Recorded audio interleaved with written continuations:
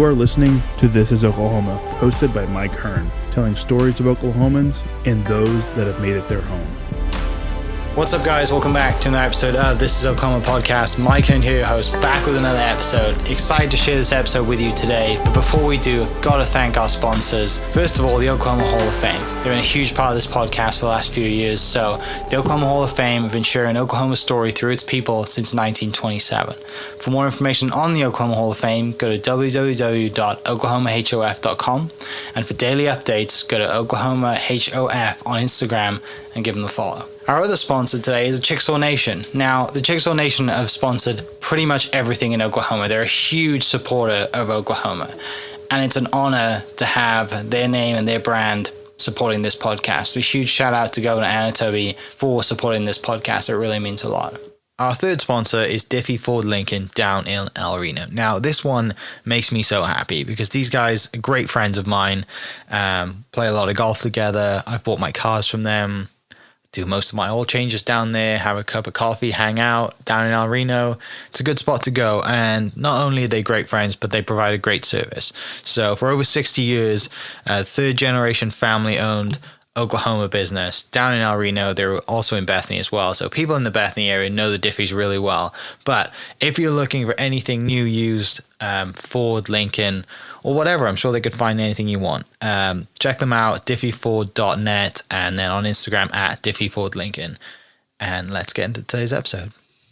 What's up, guys? Welcome back to another episode of This is Oklahoma. Mike Hearn here, host, back with another episode in Nichols Hills today, just around the corner from the golf course. I used to work at the golf course, so this is very familiar territory to me. Love this part of Oklahoma, and the golf course is, well, it's incredible right now. If anyone gets a chance to play Oklahoma City Golf and Country Club, they definitely should. Or if they know anybody that's a member, you need to text them and call them and tell them to take you out there, because greens are pretty good at the moment. But it's enough golf. I could talk about golf forever, but you're not listening to this to talk about me. Listen to me talk about golf. You're here to listen to our guest. And our guest today is former First Lady Cathy Keating. Thank you so much for inviting us into your home. Thank you so much for coming into our home. It's and inviting me into your world. Oh, of course. Yeah. I mean, I was going through my notes this morning and doing a little bit of research, and I don't think an hour is enough time to talk about everything that you've done, but we'll try our best. This one will probably go out after the holiday season, but we are in December. It's Christmas season. I'm sure you've been busy decorating the house, and grandkids are going to be coming over for Christmas. So it's a busy time for you. So I appreciate you taking a little bit of time out of your morning to sit with us and share some stories. Oh, I'm just tickled to death to be here, and thank you for taking the time to be here with us. Yeah. So I guess starting off, I mean, you were inducted into the Oklahoma Hall of Fame in 2011. I think you are on the board currently. I guess we'll start with, that day and what it's like being inducted into the Oklahoma Hall of Fame. Do you know, the Oklahoma Hall of Fame is a very, very unique organization, and there are very few states across the country that recognize people in their states who have been change makers or trailblazers or community volunteers making a difference. And I don't think there is another state like Oklahoma that does it quite as significantly as we do. From the little research I've done, it really is a very unique organization, and it is an honor of a lifetime. I just can't emphasize enough what it's just an honor beyond words. When I got the phone call from Jane Gamble, my good friend Jane Gamble, that I was being asked to go into the Oklahoma Hall of Fame, it was something I never expected. I never even hoped for it, because I just thought, everybody else was so much more deserving. And Frank was in the Hall of Fame, and it was such a glorious moment for me as well to watch his achievements be recognized. But these are people in Oklahoma, myself excluded, who have built businesses, built up a community, done something significant as a trailblazer. I think Shannon Lucid was the first woman in space. Reba McEntire was the first triple threat. That she was a movie star, a Broadway a Broadway star in Annie, Get Your Gun. She had multiple Grammys. I think more at the time, more Grammys than any other woman. And, she's from a little rural community in Oklahoma. So the bottom line is you can do anything, be anybody that you want to do if you work hard and you stick with it. And these are the people who have. So great honor. Who introduced you that day? Well, it was really funny. We were living in Virginia at the time, and our neighbor down the street was Sam Donaldson, who was an ABC news anchor, very, very well known at the time. And several people said to me, "Why would you have Sam? He's liberal. You're conservative." And I said, "How do you know he's liberal?" And they went, "Well, because he's a news anchor and he's on the air." And I said, he's a great guy. And we became great friends. And as a journalist, he was an independent thinker. And quite truthfully, I don't even know what his politics are. Yeah. But it didn't matter. And he was fabulous. He went to the rehearsal. And of course, he didn't need to rehearse. He did this every day of his life. And, but he was such a good sport. And, ad-libbed everything, and it was fun. I mean, it was a great moment. Yeah. Well, and also more recently, just last year, you had the great, privilege, I guess, of inducting a friend of yours. I did, and that was an honor of a lifetime as well. Paula Marshall is somebody I did not know growing up, even though we both grew up in Tulsa. But her story was remarkable of how she had actually been the last person her father wanted to turn Bama companies over to. And she's the one that not only took it over in the end because her brothers didn't want to do it. She's just soared with it and won all kinds of national, international awards. She's built the company. It's all over the world. And we became really good friends when Frank was elected governor. Yeah, that's what she said. She was on the podcast at the start of the year, I believe, or maybe at the end of last year. And she told some great stories about you two becoming friends and thick as thieves, having a great time. And I know you guys had a great time that night too, because I remember seeing Paula, I think at the Mayo, coming into the bar at the Mayo, and she's just got this massive smile on her face. That all the work has been done, right? You've gone through the ceremony, and she's just ready to have a blast. So, well, if you can't have fun in life, exactly, life's awfully short, and we had fun. I told her when we were doing the dress rehearsal earlier in the day, I said, "Paula, I followed what I was told to do. I was given 2 minutes to introduce you, 160 words, whatever it was. And I mean, I did it to the exact word count. Yeah. And I don't like to read from a script, but because it was on a really tight time frame, I did. And we got there. No one else followed the rules. And I said to Paula, "Do you want me to change?" She said, "Nope." She said, "We'll just wing it and we'll go with it." And we did. We giggled and laughed. And anyway, she's fun. Yeah. Well deserving as well. Oh, yeah. And I know she loves her golf too and her tennis. She's a great golfer and a great tennis player. She's an athlete. Yeah, she is, for sure. And it's an incredible story. And for people listening who haven't heard that interview or haven't heard her story, it's worth checking out. And I can link it below. But just search on Google Paula Marshall and you'll find some incredible things. So. And you'll be inspired. I totally agree. It's she was somebody who broke the glass ceiling. When she became president, she was only one of 3 women heads of corporations in America. Yeah. You think back, times have changed. Yeah, definitely. So you mentioned, you grew up in Tulsa.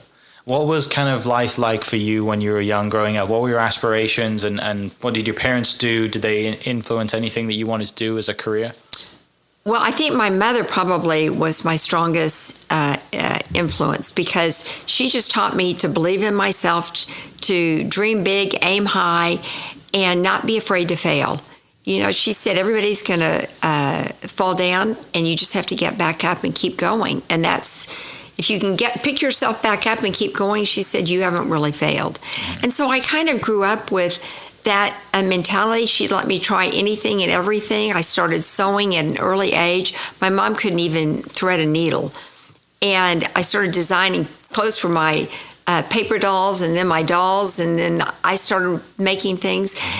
And I'm very creative. A lot of people don't know that, but in 7th grade, I decided I was going to make all my own clothes, and that's kind of a crazy time in your life. And Mother took me to Anthony's to buy my fabric, and I bought, it was a lime green plaid, a hot pink polka dot, and an orange stripe. And one became the skirt, the other became the top, and the other became the belt, and I put them together. And Mother said, Cathy, that doesn't match. No one was doing that. It's just 7th grade. Yeah. And I said, oh, no, it's great. I put it on, wore it to school, never thought another thing of it. Mother said when I walked out the door, she went, holy moly, they're going to make fun of her all day long. They probably did, but I didn't notice. Yeah.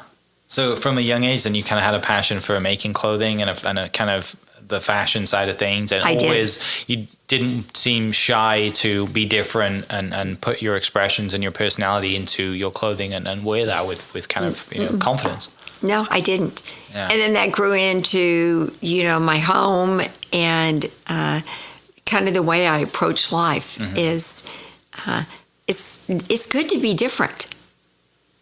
Yeah. Yeah, very good. I mean, in a world, in today's world, I think it's great to be different, right? You got to stand out somehow, and whether that's in your job to stand out to get a raise, or whether that's, to just excel and stand out, even if you want to go find a wife or a husband, right? Like you got to stand out somehow. So yeah, I think Mother said when I was in high school, you have to decide whether you want to be a Volkswagen or a Stingray. And those were two really popular cars, but one was cheap and affordable, and the other was mega expensive and desirable. Yes, turned heads. And I always, I actually always loved both, but I just think it's great for young people, especially in today's world, because these, not only kids, but we all like to get into silos and think the same and do the same, and I like to step outside the silo. Yeah. So during this time growing up in Tulsa, then do you carry your passion for creativity into something that you want to do in school and your career? Well, I did initially. I went to the University of Oklahoma and started in color and design. I really, really thought I wanted to be a fashion designer, and probably chose the wrong school to do that at the time. Sure. I also wanted to be a surgical nurse. I have great dexterity with my fingers from sewing, quite truthfully, and I thought, I'd be great for being a surgical nurse. And Mother wouldn't let me, my mom and Dad wouldn't let me go into nursing at OU because the medical school was in Oklahoma City. Okay. And I was on campus in Norman. And it just didn't work to do both of those. He said, you'll have to move home. And I went, oh, no, I don't want to move home. So I became an educator. And I've used that throughout my life as well. Yeah, that's it's amazing when you look back and think where life could have gone if I did go to Oklahoma City to become a surgical nurse, and where you would have ended up, right? Well, you don't know. Yeah.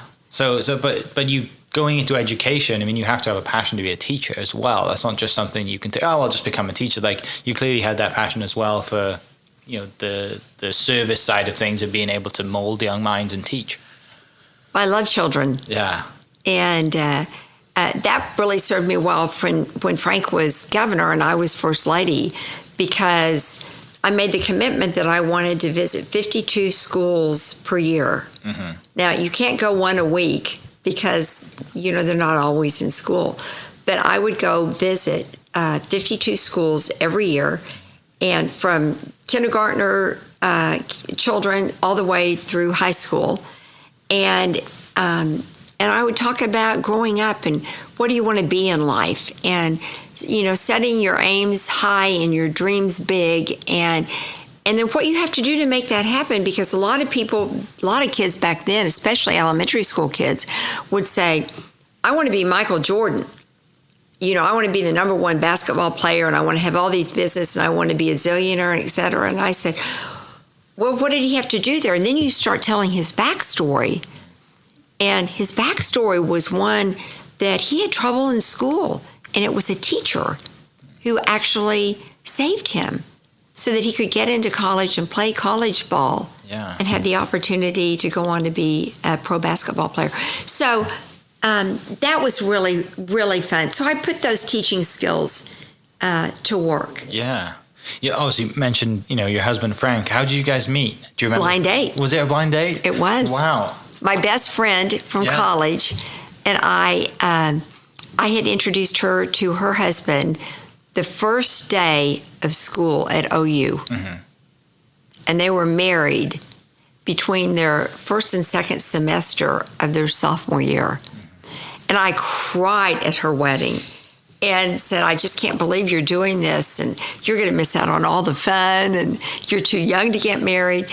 And they were married 55 years before he passed away. Oh, wow. But she said, I'm only going to ask you one time to reciprocate, and I'm going to ask you to go on a blind date. And it was Frank. Wow. And we were married 7 months later, and we just celebrated 50 years. Yeah. Well, what did she tell you about Frank? Did she tell you anything? She didn't know him. Her husband worked for him.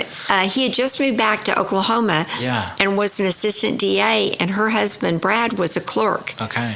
And went up to Frank and said, are you married? He said, no.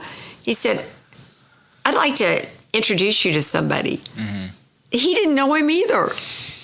And when Frank called me, he said, I'm Frank Keating, and I was living at home because I had just graduated from college. Frank and I are about 7 years difference in age. And he said, tell me about yourself. Anyway, I started telling about myself, which took maybe 15 seconds. Because I had just graduated from college. And Frank said, well, I went to Cassia Hall in Tulsa, and I'm thinking, well, I knew somebody at Cassia Hall, but I went to Edison, which Cassia was a Catholic private school. Edison was a public school. Okay.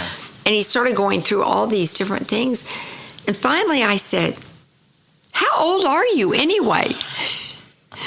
And he said, I'm 28. And I said, I don't think my mother will let me go out with you. Yeah. So that's how we met. That's brilliant. And then that just went on a first date and... Well, it took more than a first date. Yeah. He asked me to marry him on the third date. Yeah. But I didn't accept. Where did you guys go on that first date?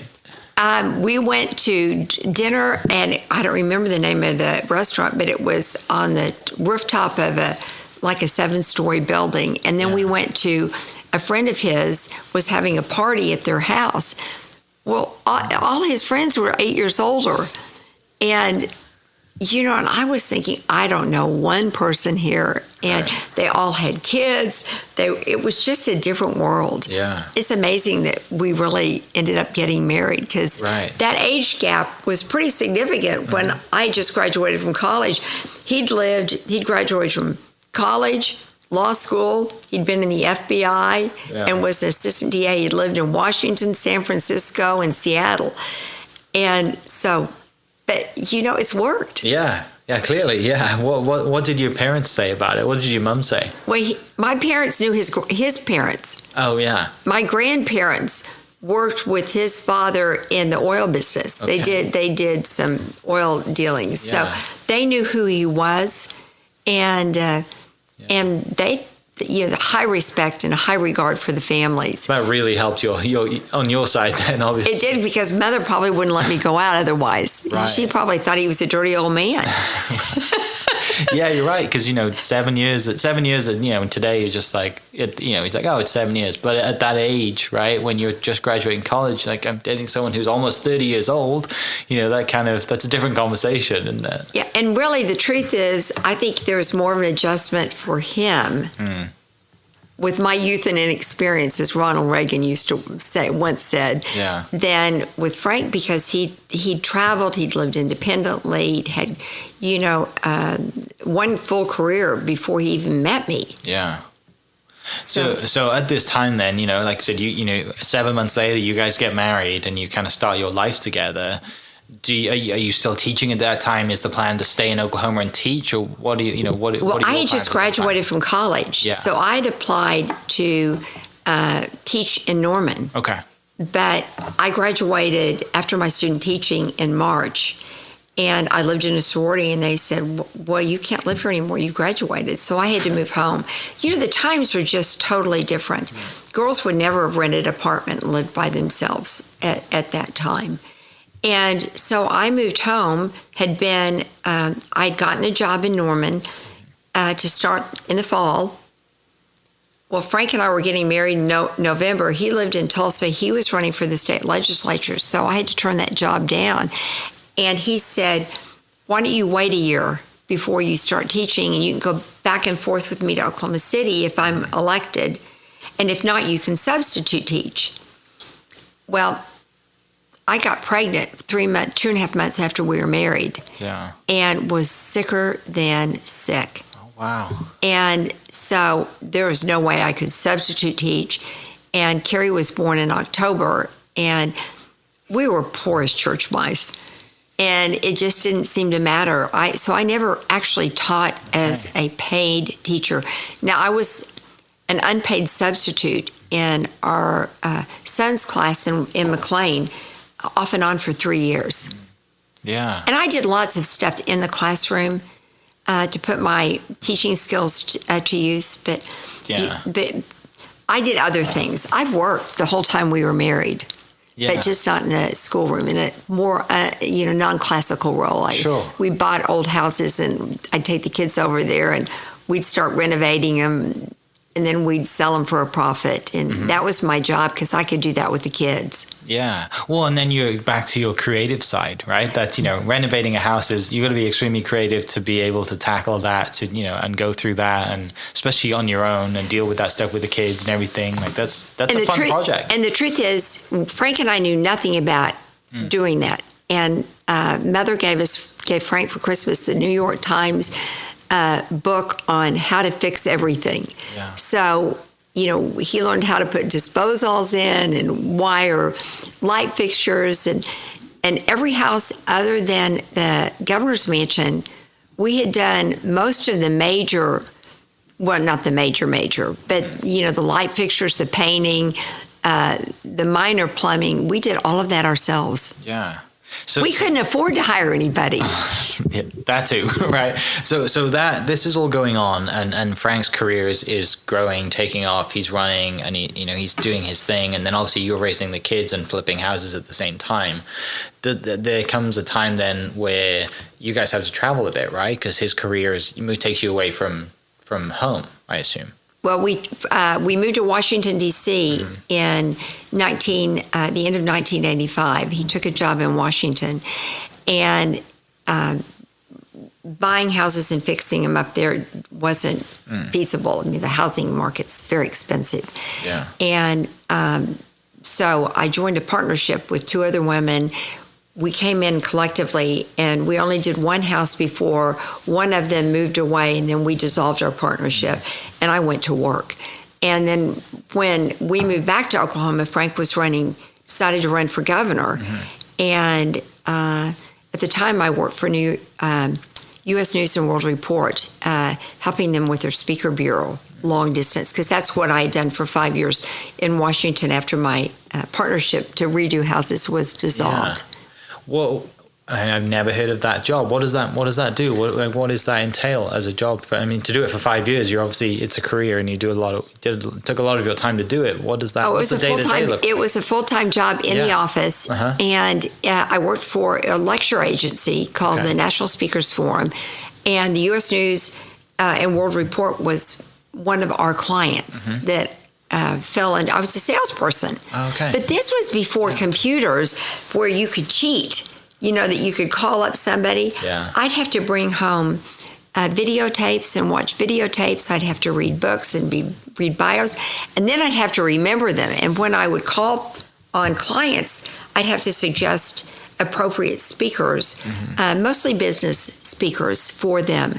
And So when I moved back to Oklahoma, U.S. News and World Report asked if I would come do that, help establish their Speakers Bureau, which I did for 1 year. Yeah. And then Frank was elected governor, and we moved to Oklahoma City, and I didn't do that anymore. So how does that conversation go when Frank says, you know what, I think I'm going to do this. I'm going to run for governor. And that's, it's not just a personal thing. Like that's a family thing, right? Like you're all in on that as a family. What's that conversation? And when did he come to you and say, I think we should do this? Or did you go to him and say, I think you should? Oh, no, I did not go to him. And, he had run for the state house while we were dating and was elected. And then the state senate, and it was kind of a family affair. And then he ran for Congress.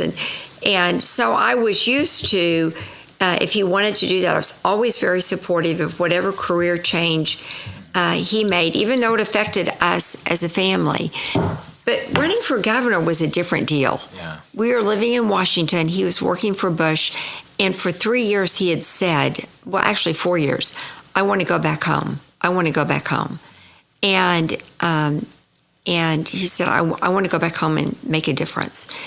And so it shouldn't have come as a surprise that he wanted to go back home and run for governor, but we'd never had that discussion. And after Bush lost, he joined forces with a law firm, and after he'd been there a week, he came home and he said, I really want to move home and run for governor. And I said, you want to do what? And he said, yes. And so we would walk every night. And so we were walking, and I said, why? He said, Cathy, I go to the office, and there's a door with my name on it, and the name plate is removable. So if I move out, somebody else moves in. I'm not making a difference in anybody's life, really. Maybe for the moment, but not long term. I drove through North Carolina, South Carolina in college when those states were poor and the lights were off at 5 o'clock. There was no industry there. Yeah. And then when we moved up here and we would go down those states, the lights were all on and those states were booming. And so he had started doing some research as to what had transformed North Carolina and South Carolina. And he wanted to bring that to Oklahoma. Yeah. Because we're the 46th state, we're a relatively poor state in the scheme of things. And so it was all about making some policy changes that would bring industry into our state and help our state thrive and grow. And so I said, well, okay, can you win? He said, no, you know how that works. He said, it's an election. I've been gone. And I said, well, I'm not going to move all three of our children and go home if you can't win. Yeah. And that was the end of the conversation. And then a couple of weeks later, he'd asked the same thing. Well, after 4 months, he said one night, I can win. Yeah. I said, okay, I'll move. And I contend that the election was won. He hadn't even, he wasn't even in the race. Yeah. Won that night because in his mind, he knew he was in it to win it. Yeah. No doubt. He was it's like an athlete. Yeah. You have to be in it to win it. And the truth is, it didn't matter to me whether he won or lost. Yeah. I just wanted him to be committed. Mm-hmm. And he was.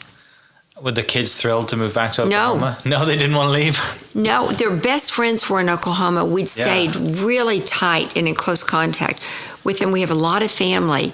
But Carrie was at the University of Virginia as a freshman and had chosen to go there to be close to us. Mm-hmm. Kelly was going to be a senior in high school. It is hard to move your senior year. Yeah. Chip had been in a new school because in Washington, all the elementary schools merged into one middle school. So like 4 schools moved into one big school in 7th grade. And so we moved him in 8th grade, which was a K through 8th grade school. And so he had to go to a new school, and he would have to go to a new school in 9th grade. As it turned out, he had to go to 2 new schools in 9th grade. So it was hard. Yeah. It wasn't because they didn't love Oklahoma. It was, kids are at the me stage. It's all about me. Yeah. And it was hard. Yeah. And they'll tell you it was hard.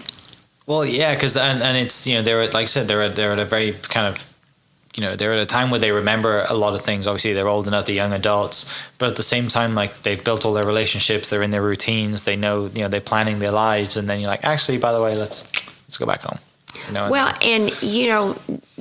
When you go as a senior, even though Kelly had grown up with several people, we had to put her in a private school, put her where Frank went, because we were on a 4-point system academically in Virginia.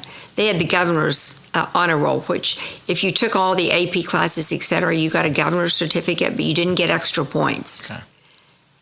In Tulsa, the public schools were on a 5-point system. So she was in the bottom 50% of her class applying to college. We couldn't do that. Yeah. Because At no fault of her own, right? And her friends were all at Edison, where I went to school. And so she had to go to really small private school, and those kids had all grown up together, and they were all tight. She was odd man out all year. It was a hard year for her. Yeah. Well, and also, little did you guys know, that, sorry, camera issues. There we go. Little did you guys know that you were going to be, yourself and the family and Frank's going to be in office during the most pivotal time in Oklahoma history, No. And you don't know that, but, he runs in 93 and then wins by a landslide, and obviously, like you said, he put his mind to it and he's going to do this. And then 2 years later, the entire state, the world is rocked. Right. We had, he was sworn in 95. We moved back in 93, and he was running for office the whole time. And so we moved in the governor's mansion in January of 95, and April 19th of 95 is when the bombing happened. And it was probably the most transformational experience in both of our lives. You park your family experiences. Those are in a category all of their own. But it changed the state, it changed the country, it changed the world. We were vulnerable in a way that no one had seen America being vulnerable before. But it changed us in ways that it's hard to put words at how it changed us. Yeah. And you go through that time, and help out and deal with it incredibly well, and there's multiple awards that you've had from that. You and Frank have had awards for it. We have this fantastic museum. We have now what everyone calls the Oklahoma Standard. We have this incredible response to what happened that, kind of is still being affected today, by that, the ripple effects of that thing that happened, whereas the bounce back and the pick yourself up and kind of take Oklahoma into the future, we still see that today. It's not done, and you're seeing people, you're seeing the effects, and it's incredible when you look back. But obviously, it's such a tragic thing that happened, and to go through that and be in front of the cameras the whole time, and the family and Frank, and everyone, the world is looking at you for a response and leadership. It's not easy. Mike, it's so interesting. I can't compare it to another state because I've not done this in another state. But there's something really special about the people of Oklahoma. And we've gone through, I'm not an historian, but it's just my personal feeling. We've been through the booms and the busts. So many people were forced to come here, or they came here with all their hopes and dreams in their pockets because they had nothing else. And they built communities, and they helped each other.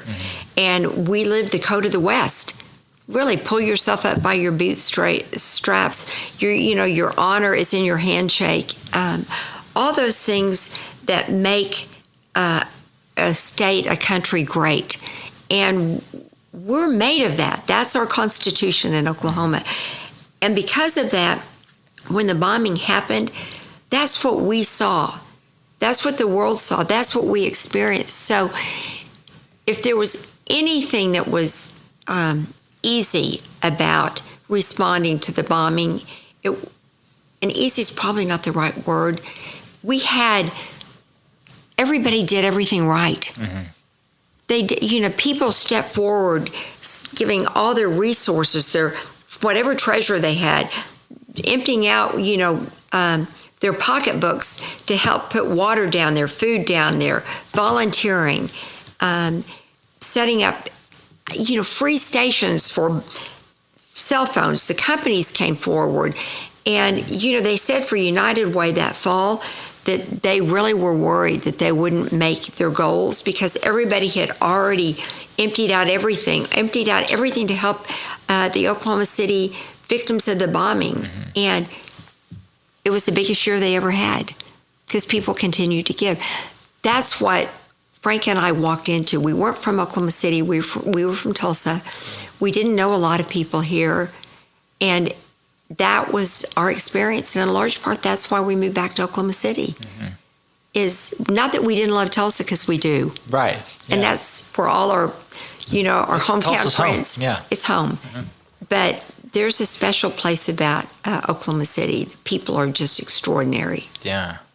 Because like you said, you see all those relations, you see all those conversations, those relationships, those people who are coming from all over to give you, anything. And I did an interview with Ed Eishen from Eishen's in Okachi. And he told me about that day, and he's like, we just cooked as many chickens as we could cook, and we were just taking, and just even from Okachi, and I know it's not that far away. Oh no, but it's far enough. But Mike, to your point, the restaurant industry, they all came forward and they cooked for all the rescue workers and the FEMA teams that came in. The floral industry, when I put on the prayer service, the bombing happened on a Wednesday. The prayer service was on a Sunday morning. The floral industry in Oklahoma had come together, and they put together all the plants and flowers for the service, and then gave hundreds and hundreds of roses for us to hand out to the families who were either victims, they've lost somebody. At that point, we didn't really know who wasn't going to be pulled out of the building, because we went from rescue to recovery that day, that afternoon. They gave us hundreds of thousands of roses that we'd hand out at night when the rescue workers were coming off their service. It was the whole state, the whole country helped us. Yeah. The Philharmonic had to get all the rights to the music, the copyrights waived. That never happens. It probably hasn't happened since, right? And it was all waived. So everybody volunteered. It didn't cost anything to put on that memorial service. And CNN in their feed the next morning said, put the microphone in my face and said, well, how does it feel that you just put on the most widely watched television programming in the history of television? Yeah. And I went, what? And it had aired worldwide. Of course, we were really just doing it for the families and victims of the bombing. Yeah. And but it was an extraordinary experience of people, reaching out and being kind and generous and loving to help all those families and victims who had been affected so terribly. And that still exists. They're still doing that. And, I don't know that those families and victims will ever recover. Yeah. I had a friend of mine from college, his mum passed. His mum was in the building. And he, he asked me, he said, I'd like to do a podcast.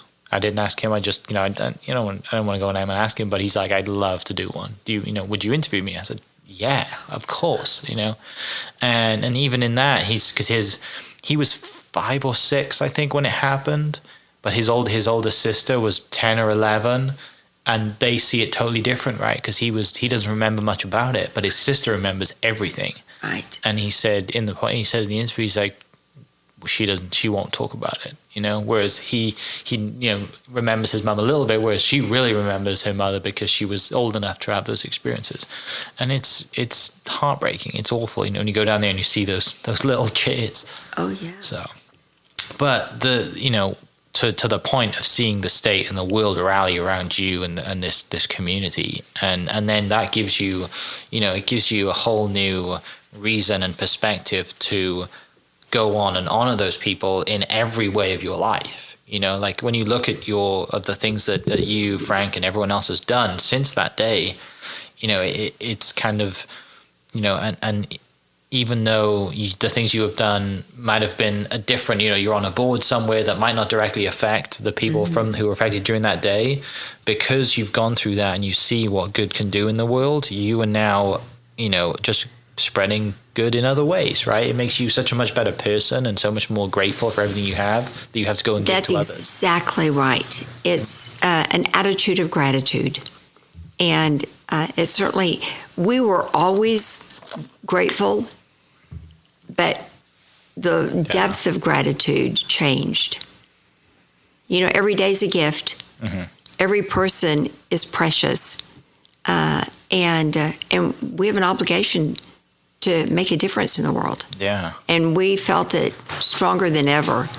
Yeah, like you're right, to that point, like just taking that into the future and then seeing the city grow, and back to what you said earlier, you could have easily moved back to Tulsa and gone home, right? But staying here because you have a real connection to this community, this city, having your house here, you're raising your kids, all of that. And then going on to after after the 2 terms as being First Lady, you go into all of the other stuff too, right? You're on multiple boards, you're doing so many other things. So tell me about that stuff, because that's fun. It is fun. And the truth is, it was after the bombing that I was trying to figure out what my project was going to be. Every First Lady is supposed to have one project. Sure. And what my project was going to be. And I always said, I just have so many different interests. It's hard for me to focus on just one thing. Yeah. But I did come up with the idea that after the bombing, I wanted to make a difference in multiple areas across the state. Many of those areas I've carried on, but I got involved in the National Trust, the Historic National Trust, and because I felt like our main streets in Oklahoma were so critical to the livelihood of a community. And if a main street can thrive with business, then people possibly will stay in the community and raise their children and help that community continue to thrive and grow. And then, and I published a book on the Governor's Mansions of America.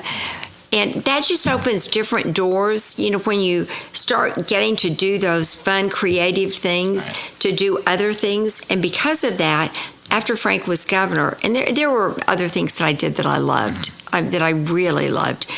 But after Frank was governor, Bob Funk asked me to come meet with him.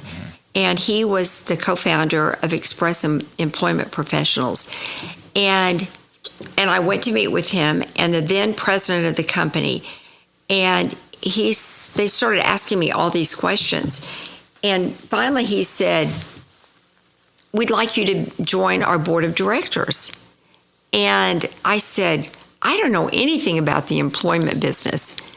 And he said, "That's why we want you to join. It's because you think outside the box and you're creative, and you'll be the first woman on the board." And I laughed and I said, "Are you just asking me because you need a token woman?" And Bob laughed and said, "No, if we needed a token woman, we wouldn't ask you." But anyway, after the first 2 board meetings, I recognized that they didn't have a structured source of giving for the company. And at the time, they were a $1.8 billion company, and I felt there was corporate responsibility. So I asked the question in the board meeting, and Bob tasked me with the time of looking into where the company had given money and then to make recommendations. Long story short, I proposed that we start a philanthropy part of the committee. We're not a 501c3 foundation because you're limited, and it's a corporation and there's growth, and you might want to change from time to time where your focus is. And they passed it. Bob said, "I'd like you to chair it."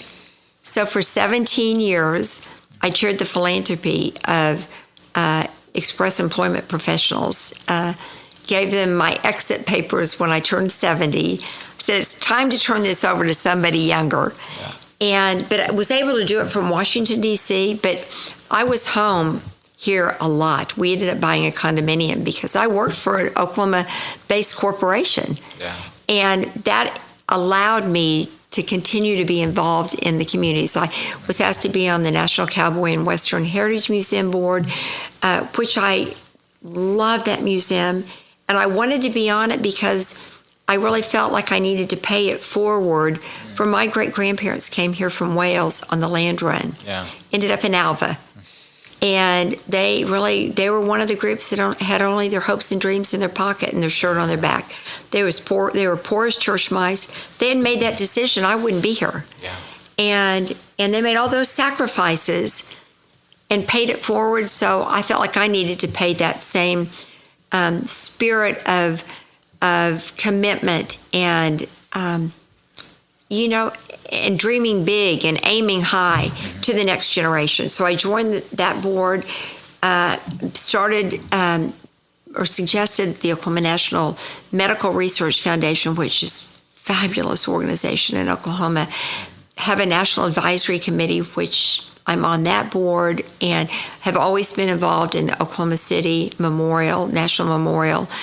Started the National Advisory Board for them, and have been involved as I can with the Governor's Mansion, Friends of the Mansion, and then was asked to join the Hall of Fame, Oklahoma Hall of Fame, and I'm a founding board member of Palomar, the Family Justice Center, because Oklahoma has a huge problem with domestic violence and child abuse, and we need to fix that. Mm-hmm. And then I'm on the Cristo Rey board, which is a school. It's more or less a charter school for low-income families for high school, and it's a corporate work study program. And we just had our first graduating class. 57 young people got into college. The whole class, senior class, all of them got scholarships. It's amazing. It's amazing. Yeah. And most of them going to college will be a first-generation experience. Many of them graduating from high school's first generation. I do the arts and I do the social and the education, and that's what makes me tick. I love it. And then we do have 11 grandchildren. Yeah, that keeps you busy now. Very busy. Well, now they're my first love, other than Frank. Yeah. You have to say that because he's here, though. No, I say it because, we've been married 50 years. Yeah. And congratulations. It's a big number. It's a big number. Yeah, it's awesome. And then back to a blind date, right? Back to a blind date. I love that. Finishing up, obviously, grandkids are a huge passion of yours and you've got a lot of time to spend with them. But when you do have that time on your own, what is something you guys love to do that, just might be reading, might be watching TV, what kind of takes your free time right now when you have it? Well, I carpool. Soccer games, basketball games, all the sporting events. But one-on-one time, I'm going to surprise you. It's pickleball. I did see the pickleball court in the backyard. We've fallen in love with pickleball. I love it. COVID. Yeah. COVID. We had put the pickleball court in before we moved in. We moved in 6 months before COVID hit. Yeah. And we'd renovated the house, etc. It's my creativity side. Yeah. And Frank thought the house was move-inable. And I went, just needs a few things. But anyway, so I could play pickleball with the grandkids outside. Yeah. And any of the kids who wanted to play. And I'm a decent pickleball player. Okay. Highly competitive with myself, but not with people I'm playing with. Yeah. Wow. That's and one that keeps you moving too, right? And it keeps me moving. And like you said, it's great that it's right out there where you got the family over and because of COVID, thankfully you have a love of pickleball now and a great memories with the kids playing. And they'll have those memories forever. And we could grill hamburgers outside, and so we never felt so isolated as so many people did, because we could have, we had the out of doors right here. Amazing. Well, great. Well, thank you so much for having us. Thank you so much for sharing some great stories. I am not good at pickleball, so I'm not going to try and play you because I will lose. And knowing my unathletic abilities, I will probably roll my ankle like most people who seem to play pickleball. But thank you so much for taking the time to share some stories. Congratulations on 50-year anniversary. Congratulations on being inducted to the Oklahoma Hall of Fame. Congratulations on inducting Paula into it, introducing her, because I know that was a great night for all of you and a great time for your friendship. But I wish you great, happy holidays for the rest of the year and have a great time with the grandkids. Thank you so much. Oh, Mike, thank you so much. And thank you for your time and for what you're doing of telling these great stories for other people, mine excluded, of course. That people love to learn about people. Yeah. No, well, I know, and there's plenty of people that will listen to this that know that we've just scratched the surface on the things that you've done and the stories you have. So I'm sure we'll get to those. But if not, there's obviously a lot of resources out there. The Oklahoma Hall of Fame is the main one that you can go to and read and learn so much about the things that you've done. And they do a great job of telling stories about the people of Oklahoma, and that's what makes our state great. I totally agree. So for everyone listening, thank you so much, and we will catch you next episode. Cheers. Hope you guys enjoyed that great episode. Thank you so much for listening. As always, huge shout out to our sponsors, the Oklahoma Hall of Fame, sharing Oklahoma story through its people since 1927. For more information on the Oklahoma Hall of Fame, go to www.oklahomahof.com and follow them on Instagram for daily updates at OklahomaHOF. Our other sponsor, the Chickasaw Nation, amazing sponsor. They do amazing things for the state, and they're always sponsoring something in Oklahoma. They're a huge supporter of Oklahoma, and without their support, we wouldn't be able to do what we do. And our third sponsor is Diffie Ford Lincoln down in El Reno. Now, this one makes me so happy because these guys are great friends of mine, play a lot of golf together. I've bought my cars from them, do most of my oil changes down there, have a cup of coffee, hang out down in El Reno. It's a good spot to go. And not only are they great friends, but they provide a great service. So for over 60 years, third generation family owned Oklahoma business down in El Reno. They're also in Bethany as well. So people in the Bethany area know the Diffies really well. But if you're looking for anything new, used, Ford, Lincoln, or whatever, I'm sure they could find anything you want. Check them out, diffieford.net, and then on Instagram at diffiefordlincoln. Thank you for listening. Thank you for listening. We are inspired by those around us and hope that you are too. Make sure you subscribe to this podcast on your favorite podcast platform and leave us a review so we can keep telling your stories. For more great Oklahoma content, follow This Is Oklahoma on Facebook and Instagram.